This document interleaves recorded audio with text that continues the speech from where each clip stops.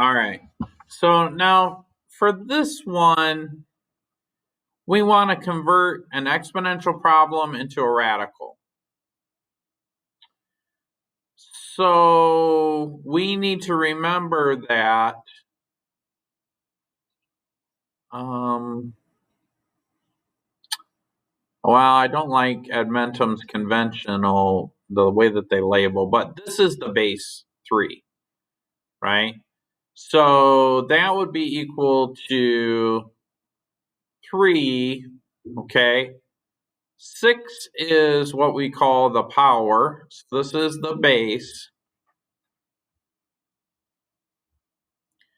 6 is what we call the power.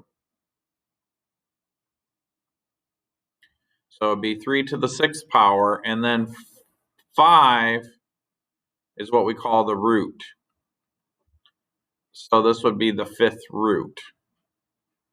So then C would be 5, A would be 3, and then B would be 6.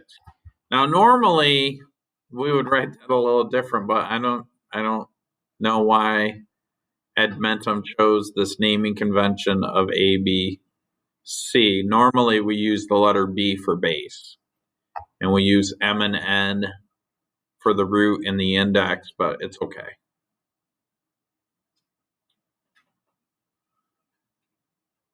Okay. Does that make sense? So that's the relationship between those two. If I plug this into a calculator, and I know I didn't pass out calculators, but I just want to show you guys real quick.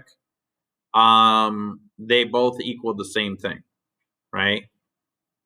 Actually, I can't show you on a graphing. Well, I can, but I'm not going to show you. It's okay. Let me close these out. Okay.